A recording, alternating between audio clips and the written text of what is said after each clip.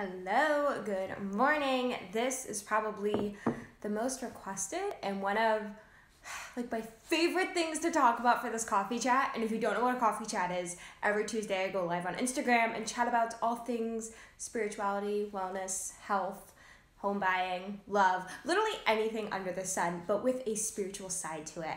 And if you've been following me on here, you saw over the past couple of months, me and Sasha bought a home in the middle of a pandemic. When everybody said we were crazy, we went ahead and bought basically our dream house. And I've gotten a lot of questions on how we did it, just like the practical steps of where do you go first, who do you talk to first, how do you do all of the paperwork, but also the energetic side of things of how we kept the faith, how we brought it into our reality, how we got clear on this is our next step. So I'm gonna take you through all of it. And we're gonna start on the energetic woo side, because that I feel is more important that you understand versus more so the practical side of buying a home. So first things first, you've made the decision that you want to buy a home. That's the first thing. You have to get clear on what you want. And this is what you want. So grab a journal. This is the one that I used when we were manifesting our home. Grab your journal, and I want you to list out what you want in a home. Not what you think you want. Because me and Sasha kind of ran into this thing where other people said, well, if you're buying a home, it should have this many bedrooms because that makes the most sense. But we didn't want that many at the time. Or, some people I see when they're manifesting will write down like, I want $1 million home, but they don't actually want to pay taxes on $1 million home. They don't actually want to have to maintain a house that's big, right? If you buy a house that's 500 or 5,000 square feet, do you actually want to dust and vacuum all of that? Probably not. So get really clear on what you want. How many bedrooms? What kind of flooring? Do you want a gas or an electric stove? That was a really big one for me. Do you want a tub in the house? Do you want a fireplace? How much land do you want? That was another thing that kind of came up when me and Sasha were buying a home. We, for the longest time, were convinced that we wanted 3 to 4 acres of land because we didn't want neighbors. We didn't want people being able to see in. We wanted to have a sense of privacy and have, kind of our own little oasis. So for the longest time, we were saying, oh, well, we want 3 to 4 acres. And then we found our current house, which only has 1 acre, but it was a perfect acre because it's completely enclosed by trees. So you can't see the neighbors from the backyard. And we ended up being much happier with just 1 acre because it takes 2 hours to mow it. So get clear on what you want, not what you think you want. So why do you want what you want? Do you want 3 acres because you actually need that much land? Or do you want 3 acres because you think it'll give you a sense of privacy? So really, at the end of the day, we didn't want the land. We wanted the privacy. So get really clear on what you want. And this is your time to dream big. Don't think realistic. Don't think, well, it's going to be so hard for me to get a house like that. I want you to dream big because the universe has no limits. We are all limitless. So create your dream house. Put the hardwood floors down. Put the beautiful mountain view down. Put whatever you want down. And also just in terms of reality at the moment, people are buying and selling like crazy. You don't know what's out there. You don't know when the dream house is going to hit the market. So why not go big, right? If you're going to buy it, you might as well buy something you love. So write out everything you want, get as detailed as you want, even down to I want a big soaker tub, or I want my bedroom to face this side of the house, or I want my office in this space because of feng shui and whatnot. Whatever you want, write it down. And next, I want you to ask yourself, after you've written down your list of everything you want in your home, what says it's impossible? This is going to trip you up so much. And this is usually what trips people up when they're manifesting. They know what they want, they're super clear on what they want, but they don't actually believe it's possible. They don't actually believe it's possible. I remember when me and Sasha were buying this home, it wasn't so much me and her believing it was impossible, it was other people, like particularly our parents, telling us how hard it was gonna be. I remember we were sitting at lunch with one of our parents and just like talking about like the things we want in a home and like kind of just going over our dream list. And one of our parents said, damn, by the time you find a house, Nella's gonna be too old to enjoy the yard. And I was like, we almost threw hands. But don't allow other people to crush your dreams. If people don't believe in your dreams, if people don't believe in what you want is possible, don't discuss it with them. But look at those limiting beliefs that maybe somebody else has planted in your head or that you're having yourself. So for example, when you're looking at your list of things saying, I want hardwood floors, I want this gas range, I want a soaker tub, I want a master bathroom, whatever it is, ask yourself what says that's impossible. Well, there's no way that I'm gonna find good hardwood floors in Vermont. There's so much fucking snow. Every hardwood floor in a house is ruined and you have to refinish it. Or there's no way I'm gonna find a master bedroom in my price range. That comes up a lot for people when they're manifesting a house. There's no way I could find what I want in my price range. I promise you there's a way. You may have to change what you want a little bit, like the example of me and Sasha with the land. We wanted 3 to 4 acres. That was going to cost a lot more and also a lot more taxes. And then we ended up getting a smaller acreage so we could spend more on the house. So it wasn't really a compromise because it ended up being of the highest good. And I want you to remember that everything is occurring for your highest good when you're buying a house. If it's not this house, it's the next one. Me and Sasha looked at so many houses and we're getting so discouraged. And I remember the night before our realtor showed us this house, I remember asking the universe, I was like, universe, this isn't fun anymore. I'm sick of waiting. I'm sick of getting my hopes up every time we go to a showing. I'm sick of it not being what we want. I'm ready for the house. Let's fucking get it going. And the next night our realtor called us and showed us this house. But I want you to go through and ask yourself, what do you think is impossible about getting what you want? And then ask yourself, is that really true? Is it really true that I can't find a house with a master bedroom for my price range? Well, no, I'm sure you could go on realtor.com or go on Zillow app right now and find a house in your price range with a master bedroom. So no, it's not ultimately true.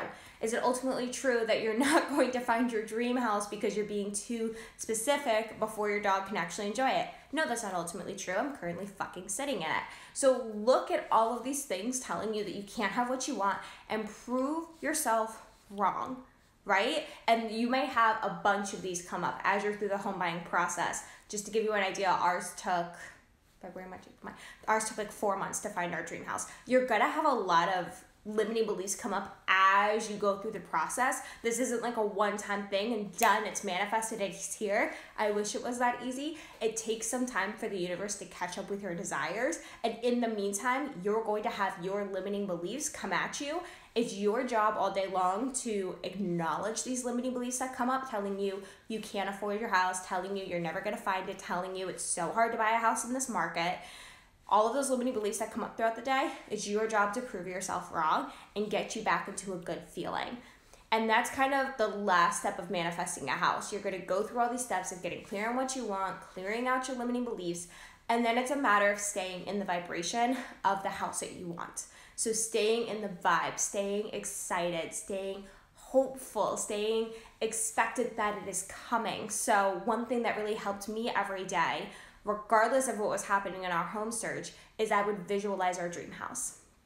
I would visualize waking up every morning in that bed, kissing Sasha, taking Nala downstairs to go out, mixing my pre-workout in the morning, looking out of the yard and seeing Nala running around, walking down into our home gym to go do my workout, coming upstairs into my office. Like, I'm almost in tears right now because it's a reality. But I had that vision for months before we found this house. Mind you, I obviously didn't visualize it in this exact house because I didn't know what our house was gonna look like, but I had enough in my head of, this is what I want, this is kind of the layout we're going for, this is the vibe we're going for.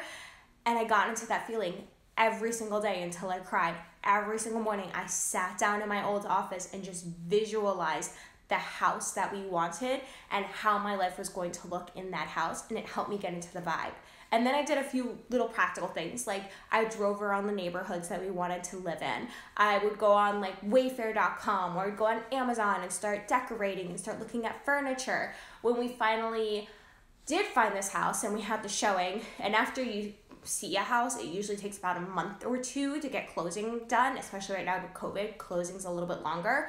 But for that month after we put the offer in and it wasn't accepted, I spent that entire month decorating this house. The moment we got the keys, we literally moved in our few like essential things, and the next day we were painting the cabinets white because I knew what I wanted. So allow yourself to get excited. And I remember when I was doing all of this and going a little crazy about decorating our house, Sasha kept telling me, don't get your hopes up, don't get your hopes up. Get your fucking hopes up. It's okay. You're a human. You will bounce back if it ends up not being the one. Because remember, if it's not this house, it's the next one. If it's not this, it is something better. And I am so grateful for getting my hopes up on another house, because looking back at it, that was not the house for us. We put an offer in on a different house probably 2 months before we found this one. We were convinced it was for us, and then we finally got a showing in it. Yes, we made an offer sight unseen because it was COVID and they weren't doing showings. But when we finally did get a showing of it after they rejected our offer and we were like, let's just go and see what like we missed out on, we were so grateful that we didn't get that house. So it is okay to get excited, get your hopes up. You will survive it. And then you'll realize all along that you were so happy you didn't get that house because this was the perfect one for you. And even months after us buying us this house, we've been here for 4 months now, I still go on Realtor and I still go on Zillow occasionally and just look at what's available, like what's in our price range, like what else was possible. I have not seen a single thing that I would rather buy than this house. So I know we made the right decision every single step of the way. But you don't know that until after you've gone through all of it. So focus on staying in that vibe of the house is coming, this is what we want, we are worthy of it. And that's a really big thing that'll trip people up, is they don't believe they're worthy of what they want. They say they want a house, but they don't think they're worthy of it. So I want you to ask yourself, and this is kind of like the last question with manifesting, and then we'll get to the practical side of it. The last thing to ask yourself is, how is this house of high service? How is this house of the highest good for everybody? So for example, us having this house meant that Sasha gets to sleep better during the day because we won't have neighbors above us being loud. Getting this house meant Nala is now safe because if you remember a year ago, she was attacked at our apartment complex by another dog. And that was kind of the turning point of we're buying a house because I'm going to protect my baby. So buying this house is of the highest good because now Nala is safe and has room to run. Buying this house is of the highest good because now I have a full office and a full gym. Buying this house is of the highest good because we'll be able to, customize it as we want and really feel like it's ours versus an apartment where we couldn't even paint. Make a list of why this house is of high effing service. So when you start to feel like, who the F am I to buy a house at 24? Who the F am I to have a house in that neighborhood? Who the F am I to want these things? I'm a greedy, selfish little bitch. When you start having those thoughts, you can go through your list of why you buying a home is of the highest good. And remember, your desire is enough, right? You were born enough. You were born worthy. I know I'm throwing a lot at you right now, but I just want you to remember you were born worthy. You were born enough. And if you have a desire, you are worthy of it. So throughout this home buying process, energetically, number one is to get clear on what you want, which most likely if you're buying a house, you kind of already know what you want, but get really detailed and get excited for all the things that are coming your way. Number two, start proving yourself wrong when you have these limiting beliefs come up. Ask yourself what tells you it's impossible to have this house that you want, and start proving yourself wrong every single day and look for evidence that, you can do this. There are houses in your price range that you would buy. Make a list of evidence showing that it's possible. Next, stay into the vibration. Visualize your dream house every single day. Start decorating it in your head. Start driving around that neighborhood. Take your dog for walks around that neighborhood. Pretend you live in one of those houses. And then when you start to feel unworthy or you start to have doubts, go back to your list of why this is of the highest good, how this is going to benefit everybody, and that you are worthy of it. And then the practical side of things. This is going to be really quick because I am not a realtor. I am not a lender. I am just sharing my experience of buying a house in COVID. So first things first, go to your bank, go to your lender. There is no point of talking to a realtor. There is no point of looking at houses if you don't know what you can afford. And I know my realtor always jokes about this on Facebook because we're still friends on there. She always jokes, she's like, don't come to me until you know what you can buy. Like realtors right now, and I'm sure they will agree to this, are extremely busy right now because so many people are buying because the interest rates are extremely low, like historically low at this moment. If you go to a realtor and you have no idea how much you can afford, they probably will not show you any houses because you're not actually a client yet because you have $0 right now. So go to your bank, go to your lender. They're going to look at everything. They're going to look at your income. They're going to look at your tax returns. What else did they ask for? Oh, if you're self-employed like me, it's really helpful to have a spouse or someone you're buying your house with who has a stable income. Because I was self-employed, they wanted like my last like 3 tax returns, and like I had to give them so much more, and I had to have so much more money to qualify because I was self-employed. So luckily we were able to qualify with just Sasha's income, and I was kind of just like a bonus extra. But just be aware, when you go to a lender, they're going to ask for all of these things. And then looking at all of that, they're going to be able to say, well, because you have this much money in a bank you could use for a down payment, and you make this much monthly, and this is your annual income based on your tax returns, and you pay this much in rent every month. That was a really big thing that helped, was showing them like, hey, we spent this much a month on rent for the past 3 years and have never missed a payment. And they were like, oh, well, if you paid that much in rent, clearly you can pay that in a mortgage. And just a fun fact, our mortgage is actually less than our rent was. So if you're telling yourself you can't afford a house, you may want to ask a bank, because you might actually be able to. So go to a lender, they will write you a pre-approval letter, and Lily will just say like, Tara and Sasha can afford this much on a house. And then you can go out with your realtor. And I found mine through a friend in the area, actually it was a client of mine, who recommended our realtor, and I just literally messaged her and I was like, hey, do you want to show us houses? And she ended up being the perfect fit. I loved her. I recommend her to anybody. If you're a Vermonter and you need a realtor, hit me up. I will give you her name. She's phenomenal. Anyways, now that you know how much you can afford, you can find a realtor. I don't recommend the ones on Zillow. The one on Zillow that I talked to before we found ours was annoying as F. So find your friends who just bought a house and ask them for recommendations. And then with your realtor, you can go view houses. The way ours worked is every week I would go on Zillow or I'd go on realtor.com, find a few houses that I wanted to look at. I'd send over the link to my realtor. She would set up appointments and we would just go view them together.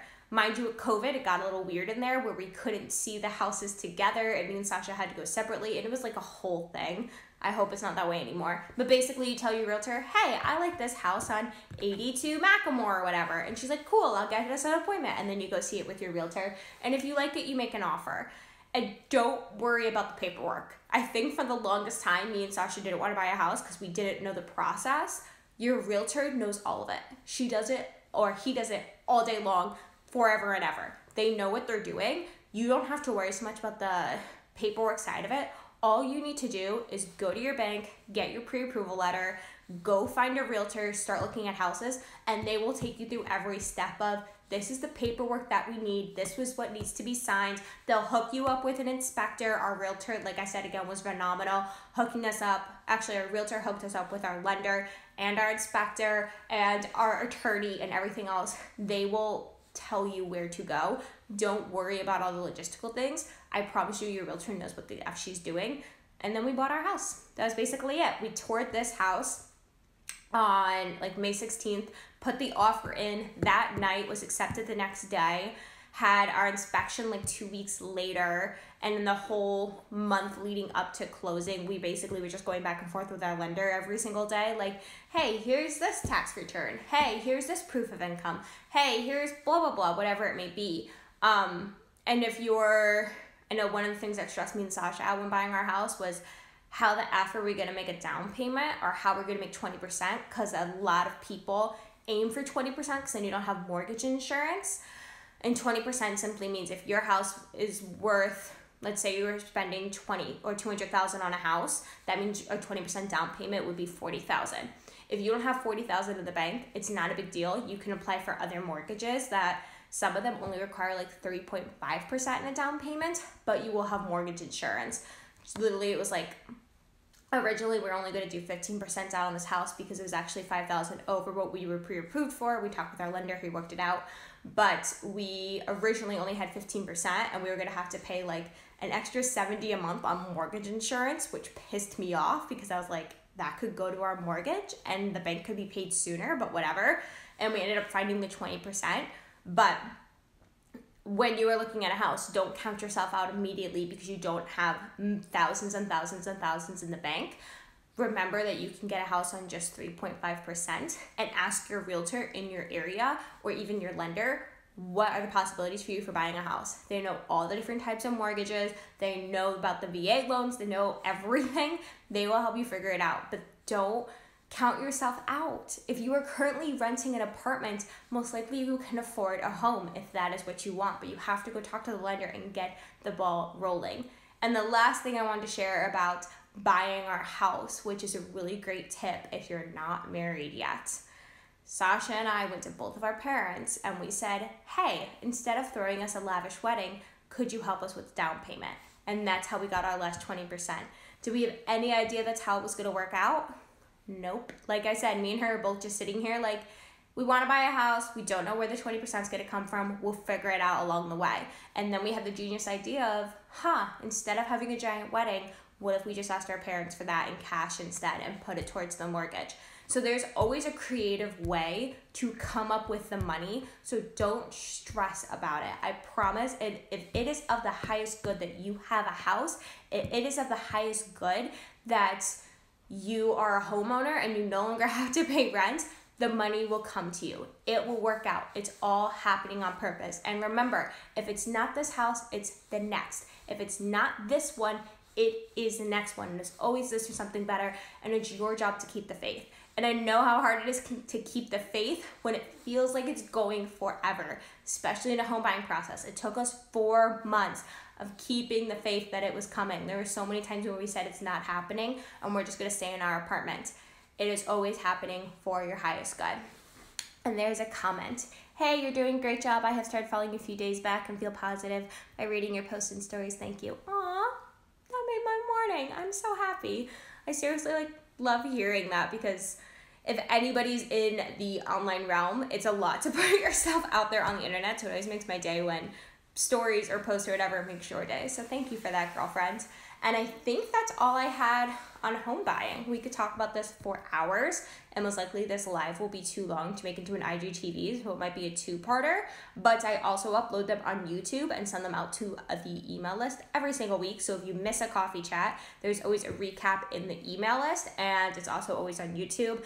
And I think I forgot to put last week's on IGTV. I will put all these on IGTV. This might be a two-parter because it's so long, but thanks for hopping on. Thanks for chatting. If you have any questions about home buying, feel free to ask me. Again, I'm not a realtor, I'm not a lender, but I did just recently buy a home, so I know a thing or two. And if you ever have any questions at all, or you have anything you want to talk about on the coffee chat, just send me a message. Or if you want to be old school, you could email me if you really want, but just send me a message and we will chat about it. And there's a quick question. How to start the manifestation process, like what are the initial steps? Go back to the beginning of this live. The very first, literally the first 10 minutes of this live was all just on the energetics of how to start manifesting.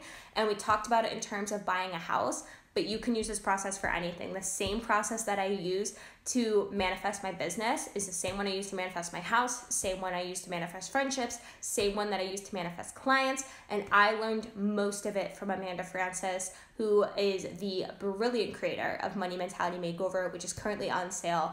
I will link that in my bio in case anyone's interested, because that course is thebomb.com. It's 7 hours of content like this, and she goes deep into money manifestation, and you can use that process for anything. So I will link that in my bio. I will put this up so you can watch the recording and get all of the juicy manifestation tips, and I will see you next Tuesday for another coffee chat.